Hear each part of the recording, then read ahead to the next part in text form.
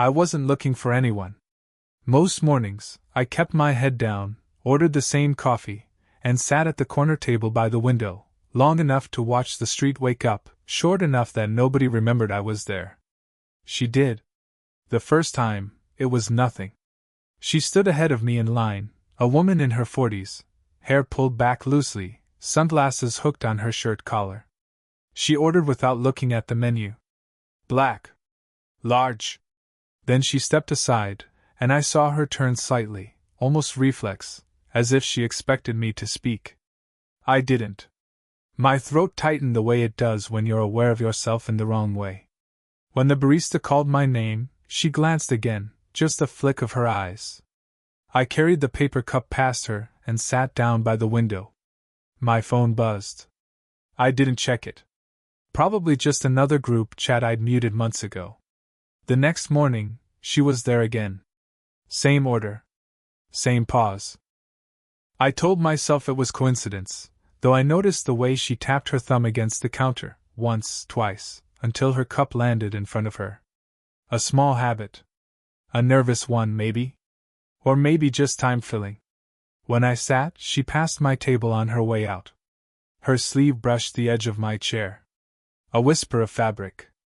She didn't apologize. She just smiled barely, like she knew I was the kind of person who wouldn't mind. By the third morning, I was early. Not by much, just enough to be there first. I hadn't planned it, but the idea of her walking in and not seeing me there, it felt heavier than it should have. She noticed. I could tell by the way her eyebrows lifted, a half-second recognition before she straightened her posture and spoke her order. The barista teased her for being predictable. She laughed softly, glancing toward me as if I'd been included in the joke. I smiled back, though it felt clumsy, like my face hadn't practiced it in a while. We didn't speak until a week later.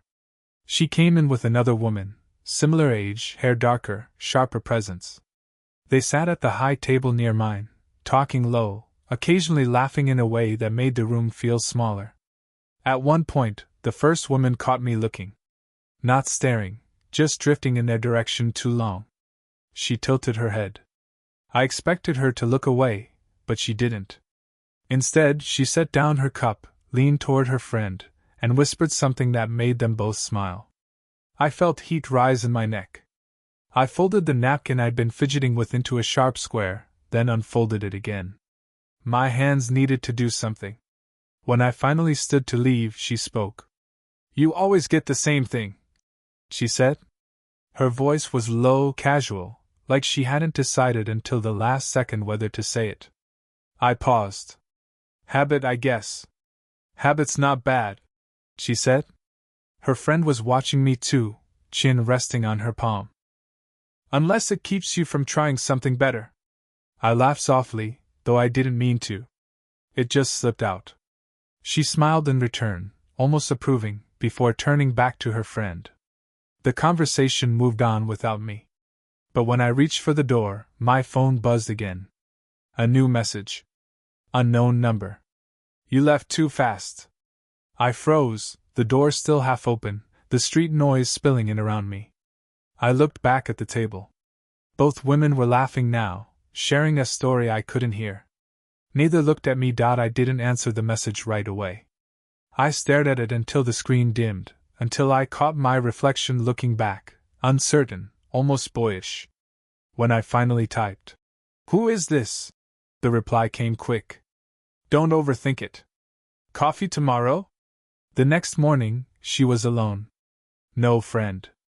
She sat at my table before I could invite her. Just set her cup down, folded her scarf neatly, and looked at me like it was the most natural thing in the world. "I don't usually do this," she said. I nodded, though I wasn't sure what this meant. "Me neither." For a while, we talked about nothing, how the cafe always smelled faintly burnt, how the street outside seemed quieter on Tuesdays. But then she said, almost absently, "I hate drinking coffee alone. Reminds me of when I first moved here." I didn't ask, but she continued. "After my husband died, the mornings were loud. Not from sound. From silence." She stirred her coffee, eyes fixed on the swirl. I used to think if I sat in a cafe long enough, I'd stop hearing it. Something shifted in me then. Not pity, something else. A quiet recognition. I thought of my own apartment, the untouched plates in the sink, the half-written texts I never sent. I get that, I said softly. Not the same, but yeah. Silence can get heavy. She smiled faintly, as if I'd said more than I had. That became the pattern. A few minutes here, an hour there. We never made plans, but we always seemed to find each other. She told me she liked working with her hands, fixing things around the house she probably should have hired someone for. I admitted I spent nights scrolling job listings I never applied to. Once, she asked me to carry a box up to her apartment. Just a box of winter clothes, heavier than it looked. Inside, her place smelled faintly of cedar and laundry soap. A framed photo sat face down on the counter. She didn't explain, and I didn't ask. When I set the box down, she offered tea. We sat in her kitchen, steam curling between us, not speaking much. I remember tracing the rim of the mug with my finger, glancing at her hands as they cupped hers like she needed the warmth. That was the moment it hit me, how easy it would be to cross a line. Not in grand gestures. In the small ones? A hand brushing another. A silence held too long. I tried to push the thought away, but it returned that night uninvited. I pictured her walking past me in the cafe, glancing once before moving on, as if none of this had ever started. The thought left a weight in my chest I couldn't name. When we parted that evening, she touched my arm. Just a light press of her fingers, barely there. "Thanks," she said. Her eyes lingered a moment longer than necessary. I don't know why that moment stayed with me. Maybe because it felt like someone finally saw me. It didn't take much for the rhythm to change. One morning, she wasn't there. The corner table stayed empty, and I kept glancing up every time the door opened. Too often. Like I'd forgotten how to just sit with myself. When she finally appeared, 2 days later, something was different. She smiled, but it didn't reach her eyes. She slid into the seat across from me, setting her bag down carefully, as though buying time. "You weren't here," I said. Too quickly. It sounded more like accusation than small talk. Her fingers tightened on the cup. "I had to be somewhere." Then softer. "Sometimes I forget how noticeable absence can be." We sat in that silence, both of us aware of how it pressed. Later that week, her friend came again. The sharper one.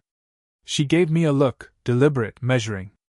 I caught the quick tilt of her head toward me as they whispered, and then her friend's laugh, low, knowing. I busied myself with my coffee, pretending I hadn't heard. When she left that day, she didn't linger. Just a faint wave, polite. My chest tightened in a way I couldn't name. It was worse the next time. I ran into her in the laundry room, late evening, machines humming. She was folding a sweater, neat and slow. "You're quiet tonight," I said. "I'm always quiet," she answered, but there was a hint of distance in it. Like she was building a wall between us. Still, when her hands faltered, she let the sweater rest in her lap. "I worry I'm distracting you. You should be with people your own age." I wanted to say something, anything, but my throat closed around the words.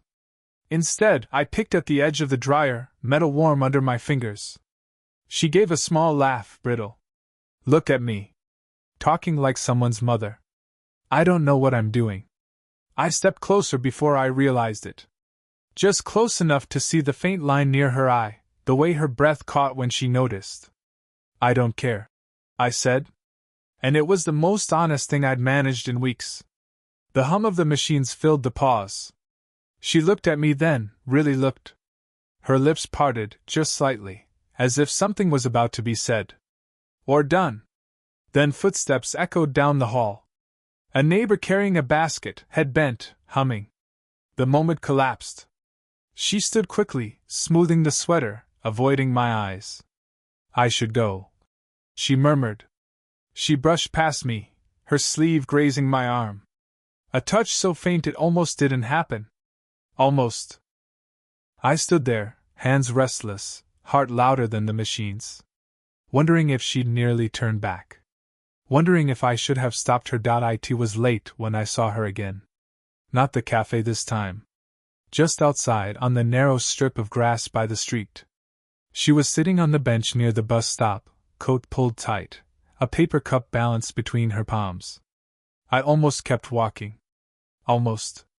But she looked up, and something in her face, tired, softer than usual, made me stop. "You're out late," I said. "So are you." She shifted slightly, as if to make space beside her. I sat, the wooden slats cold even through my jeans.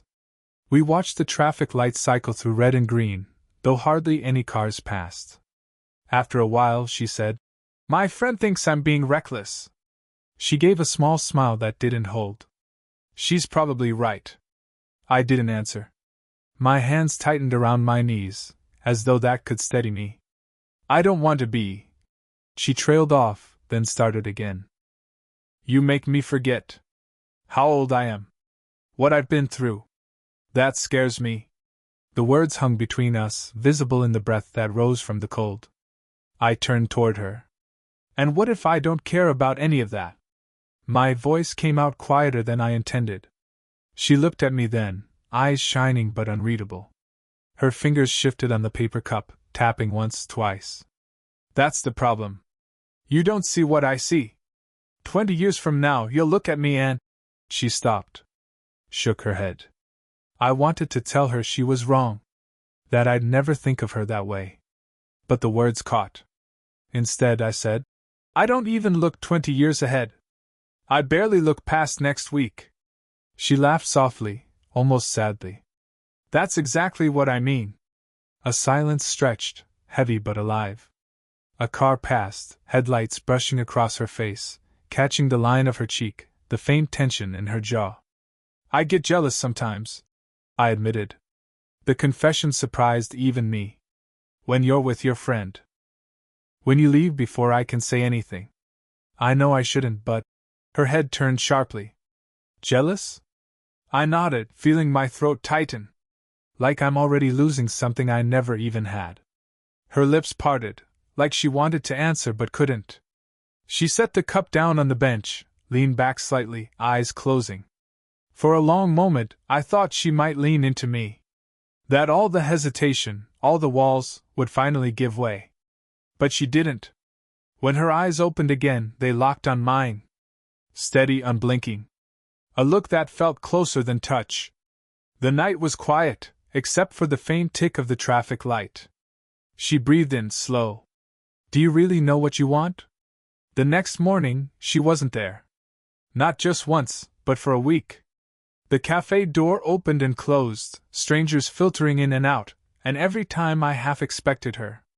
By the 5th day, I stopped ordering my usual. It felt wrong, repeating the routine without her. I told myself she was busy. That people have lives, obligations, sudden errands. But silence has a way of gnawing, and I started filling it with stories. Maybe she decided I was too young, too careless. Maybe her friend had convinced her to end it before it began. On the 7th day, I saw her. Not at the cafe, on the street, mid-afternoon. She was walking beside a girl, maybe 19, maybe 20. Her daughter, I realized. The resemblance was clear in the shape of the jaw, the way they both brushed their hair back with the same flick of the hand. They were laughing about something, arms full of grocery bags. Normal. Ordinary. And I felt, not betrayed, exactly. Just, shut out of something I hadn't even known existed. She noticed me. A flicker of recognition, then something else, hesitation. She didn't wave. Didn't slow down. She just gave the faintest shake of her head, so slight I might have imagined it, and kept walking. That night I typed a message. "I saw you today. I wanted to say hi." I stared at it. Backspaced. Typed again. "I've been wondering if you're okay." Deleted that too. The cursor blinked, patient and merciless. In the end, I left the screen empty, my phone face down on the table. The next time I saw her was 2 weeks later. She came into the cafe, hair damp from the rain, eyes tired. She ordered her coffee without looking at the barista, then sat far from our usual corner, across the room, her body angled away from me. I almost went over. Almost asked why. But something in her posture, the way she held herself too still, too composed, warned me off. Instead, I stayed put, tracing a circle on the lid of my cup until the cardboard softened under my fingertip. She left without a word. I told myself it was better this way. That she was reminding us both of the line we'd been tiptoeing around. That whatever I thought was building was just an illusion I'd leaned into too hard. And yet, when I passed the bench near the bus stop that night, empty and glistening from the rain, I stopped. Sat down for no reason. The wood was cold, soaking through my jeans. I thought about her daughter's laugh, the groceries swinging at her side. The kind of life she lived outside of me. I didn't feel heartbroken. I felt paused. Like life forgot to finish the sentence. My phone buzzed in my pocket. I didn't check it. Not right away. I found myself outside her building without planning it. Evening. The windows glowing soft yellow, curtains pulled. I almost turned back, but the front door opened, and she stepped out with a trash bag in one hand, keys in the other. She stopped when she saw me. Not startled, just still. "You shouldn't be here," she said. "I know." My voice cracked a little.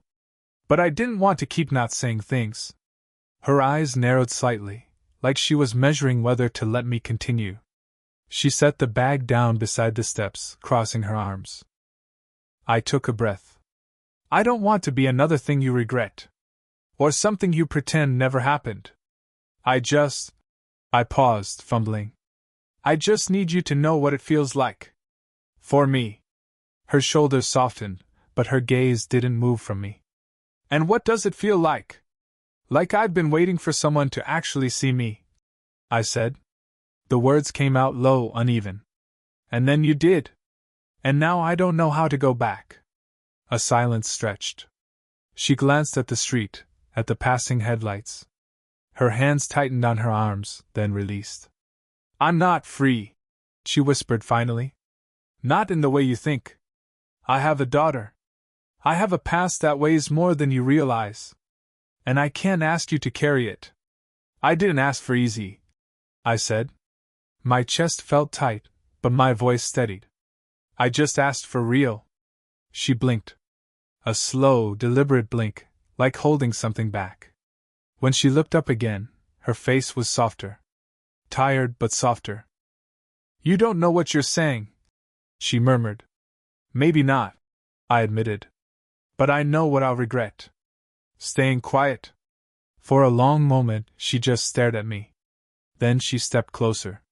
Not all the way, just enough that I could smell the faint cedar of her coat. Her hand lifted, hovered, then rested lightly on my sleeve. Barely a touch. "You shouldn't have come," she said again, but her voice wavered. "Do you want me to leave?" Her eyes met mine. A quiet war behind them. She didn't answer right away. Finally, she exhaled, almost a laugh. "I don't know." We stood there, the night pressing in, the trash bag forgotten at her feet. I wanted to reach for her hand, but I didn't. The air between us felt fragile, like the wrong move could break it. Instead, I just nodded. Her lips curved, small, weary, but real. She squeezed my arm once before letting go. "Okay," she whispered. And that was enough. It didn't change overnight. She still skipped mornings at the cafe sometimes. I still sat alone more often than not, scrolling aimlessly, pretending the empty seat across from me didn't matter. But when she did show up, she didn't sit across the room anymore. She'd set her cup down across from mine, black coffee steaming between us, and smile like the pause between days hadn't been so heavy. We never called it anything. We didn't have to. Little by little, our lives folded into each other. Not with declarations, but with errands run together, groceries carried up the stairs, a shared thermos of tea when the weather turned cold. She let me fix the cabinet door in her kitchen. I let her tease me about the way I still burned toast. Once, her daughter found us on the bench outside. It was 8:47 a.m., and we were both quiet, watching the traffic lights change. The girl rolled her eyes, muttered something about morning people, and walked on. We laughed, not at her, but at how ordinary it felt. And maybe that's what mattered. Not the stolen glances, not the nights of silence that pressed too hard, but the ordinariness. The kind of closeness you don't notice building until you're already living inside it. One evening, she brewed tea, the same cedar scent in her kitchen I'd grown to know. She slid the mug across the table and said softly, "I used to hate this time of day. The quiet before bed. Now it feels lighter."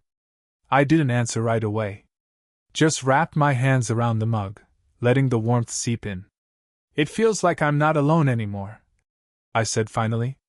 She reached across the table then, not far, just enough for her fingers to brush mine. A touch steady, without hesitation. No speeches. No promises. Just that.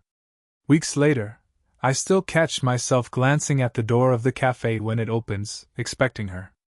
And when it is her, scarf loosened, coffee order the same, it feels less like chance and more like rhythm. We don't talk about the beginning. We don't need to. The silence that once carried weight now carries comfort. I didn't fall into some sweeping romance. I found something quieter. Something that lingers in small habits. 2 mugs on the counter instead of one, an empty bench made full, the ticking clock no longer too loud. I don't know if it's love in the way people describe it.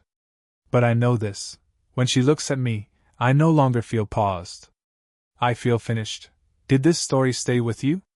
What kind of quiet, real love stories do you want to hear next?